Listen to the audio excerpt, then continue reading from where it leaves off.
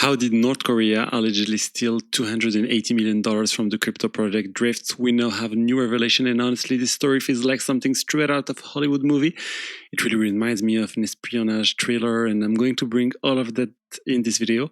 But you also have a lot of things to cover today. We're going to talk about the impact of quantum computing on Solana. We're going to talk about companies that keep buying BTC and Ether. We're also going to talk about Ethena, because there has been a major change. Let's get into it. Hello, everyone, and welcome to Crypto Red, the crypto news channel. Crypto is slightly green today.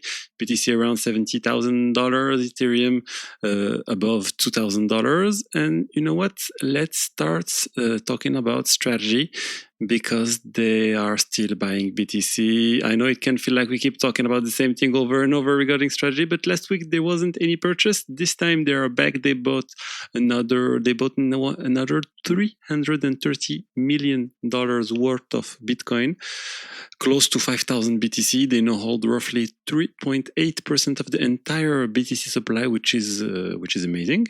That said, they are still sitting on a fairly large unrealized loss. Their unrealized loss is around $5 billion, because on average they bought BTC at about $75,000, while right now BTC is trading closer to 70,000. And they're not the only ones buying BitMine, which is basically the strategy equivalent for Ether. They continue to accumulate. They are getting very close to the 4% of the total supply of Ether, 3.98%. They just bought $150 million worth of it. So yes, this trend is still going strong. On top of that, they have staked 70% of all their Ether. So once everything is fully staked, that could bring them somewhere between $200 and $300 million in income. It's more like revenue. And I think a lot of companies that buy crypto assets like Solana, Ether, and other crypto asset that can be staked will stake them, because it's free money, it's cash flow. But I think what they really want above all is for ETH and their crypto to appreciate in value, but the staking is great for them. Now let's move on to Solana and the quantum risk for Solana. I already talked about quantum computing a lot and the risk for BTC, for Ether. There have been some updates around Ethereum's roadmap a few weeks ago. I present them to you, but I want to talk specifically now about Solana, because we haven't focused much on Solana. And I finally come across a very interesting study on the quantum risk for Solana. I already knew that there was risk there, obviously. Just like almost every other blockchain, you could probably say 99.99% of blockchains are exposed in one way or another to quantum computing. But this study on Solana was especially interesting because they actually started running tests. The Solana Foundation is involved with Project 11, which is a group working on making blockchains quantum resistant. And based off their tests, if Solana were to implement robust quantum safe protection, meaning post-quantum signatures, those signatures could be up to roughly 40 times larger than the signature used today. And that creates a massive problem, because it would make the network around 90% slower. I don't know if you realize how huge that is. That means about 90% fewer transactions could move through Solana. And we're talking about a blockchain that is known specifically for performance. So you can imagine how serious the quantum issue becomes when the very thing people value most about Solana is speed. There's another point as well. Unlike BTC and Ether, the wallet and the address and the public key model on Solana means that in practice, all addresses have their public keys exposed and accessible by default. So if a sufficient powerful quantum computer were to appear, it could immediately choose which wallets to target. On Bitcoin and Ethereum, it's not exactly how it works.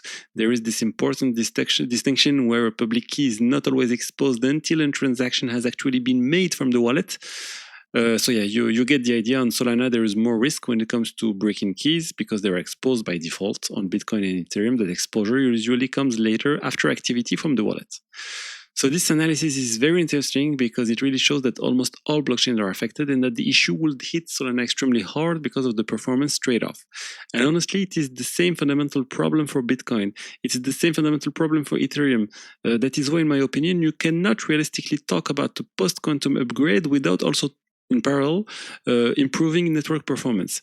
You need something alongside it. Technologies like zero-knowledge proof are clearly part of that conversation for Ethereum. In my opinion, Bitcoin will eventually have to move in that kind of direction as well, and Solana also. But of course, that brings us right back to the main difficulties. These are very hard changes to make. The other possible solution would be some kind of magical quantum-resistant signatures that has roughly the same size as current signatures. Personally, I don't think anyone expect that to happen, but you never know. I still believe that the blockchains will update, but some of them will have more issue during the update, like Bitcoin. So yeah, we're seeing more and more concrete work around quantum computing, and that's good for blockchains. Talking about quantum computing, we also have Circle's Arc blockchain, which has not launched yet. They just published its post-quantum roadmap. They explain part of how they plan to handle it. At launch, users should have the option to choose post-quantum addresses, but that won't be turned on by default, of course, because of what we just discussed. There are clearly performance issues. Still, I think it's interesting that they already have a roadmap on this subject, and I expect all major blockchains to start publishing things like this very soon. I mentioned it again last week. The Google plan. Google plans to have post-quantum cryptography in 2029. They also published another paper recently about the risk for quantum computing, the risk to cryptocurrencies. So yeah, people are starting to work on that, and it's good. Now, let's talk about the Drift hack, $280 million. The team behind Drift has now revealed how the hack actually happened, and more importantly, how people inside Drift ended up signing transactions they obviously should never have signed. And what makes this story so crazy is that it did not begin purely online. It started in real life. It started at crypto conferences as far as fall 2025. According to what has been revealed, people who were not from North Korea made contact with Drift. They presented themselves as traders from a trading firm, a quantitative trading firm. They went incredibly far to appear legitimate. At one point, they even deposited more than $1 million in crypto into one of Drift's vaults just to prove they were serious. They worked with Drift for months. They ran workshops. They tested integration. They shared wallets where they wanted Drift's vault to be integrated. They sent front-end apps that were supposed to connect to Drift. They did joint testing. They built trust step by step. And as I said, they were not just operating behind an anonymous online profile. They had people physically attending crypto conferences, physically meeting members of the Drift team, physically building credibility over time, and spending over $1 million. So yeah, it's crazy. And all of that in the end seems to have been part of a much larger operation designed to get Drift team members to execute software on the computers or execute code on their machines that would then compromise those devices, take control, and ultimately lead to critical transaction being signed. Those signatures were then used to take control of the Drift protocol on Solana. This is what happened. It took months. Drift said the people they met in person were not from North Korea, which means they were most likely intermediaries, people who may have been paid by North Korea. We do not know every detail yet.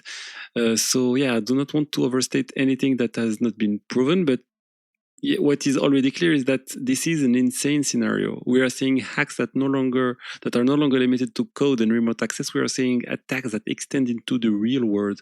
We are seeing extremely advanced social engineering. And apparently, the people behind the attack may be the same one behind the Radiant Capital hack, which was also a very sophisticated operation involving signatures obtained through a very complex setup.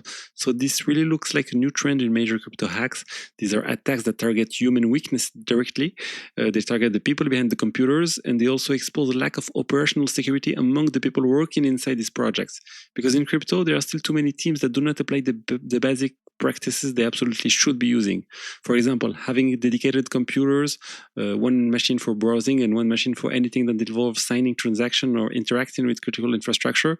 In the real world, when you deal with highly sensitive systems, industrial systems, for example, you often have isolated networks, dedicated machines, much stricter separation. Those systems are cut off from the standard environment because the risk is completely different.